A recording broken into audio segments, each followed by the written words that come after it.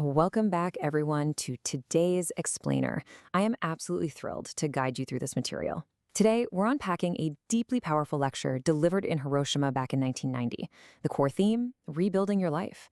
We're going to explore this incredibly practical framework for taking the absolute ashes of human suffering, failure, or disappointment and turning them into the ultimate starting point for self-directed happiness. Honestly, whether you've just faced a minor setback at work or a major life hurdle, the principles in this source material are universally applicable and just beautifully profound. Let's get into it. Okay, here is our roadmap for today. We'll be hitting the poison of resentment, the antlion trap, and then moving through a three-step framework: stopping negativity, studying and reflecting, and cultivating high aspirations. Finally, we'll wrap the whole thing up with the fourfold path. Part 1. The poison of resentment. To even begin rebuilding, we have to acknowledge a tough, universal truth. Life comes with inevitable failures. We all experience setbacks in business, heartbreak in relationships, or just devastating results in something we worked hard for. When those moments hit, our completely natural instinct is to point the finger, right? We desperately want to find someone or something to blame for our pain.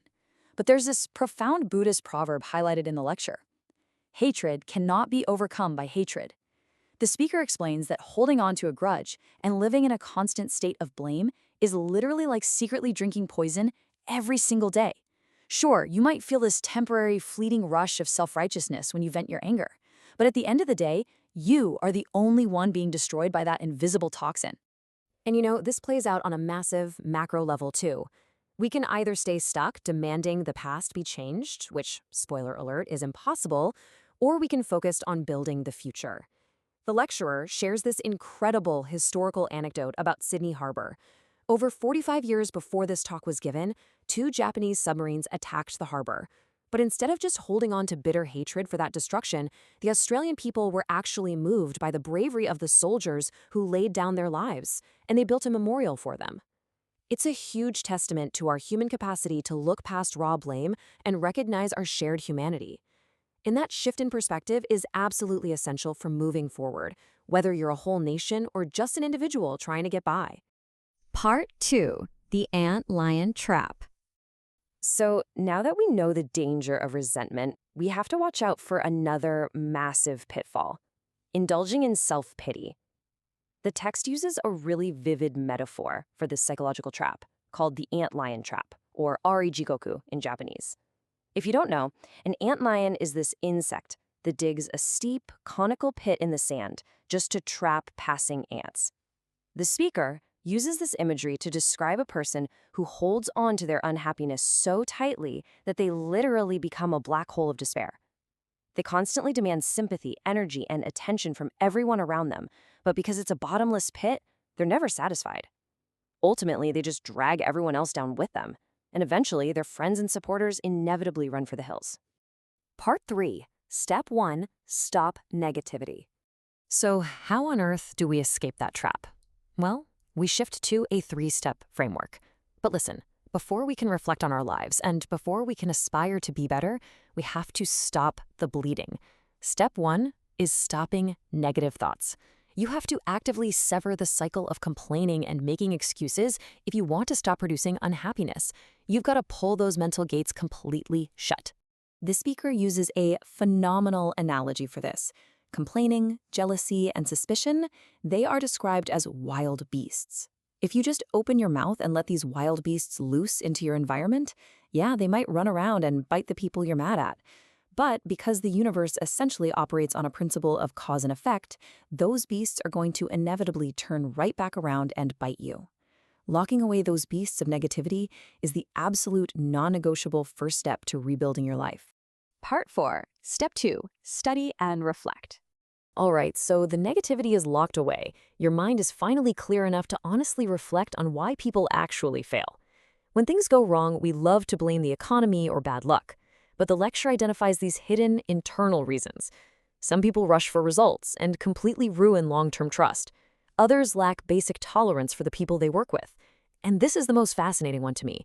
Some people have a subconscious desire to stay in the lukewarm water, meaning they actually want to fail just before the finish line because success brings new responsibilities.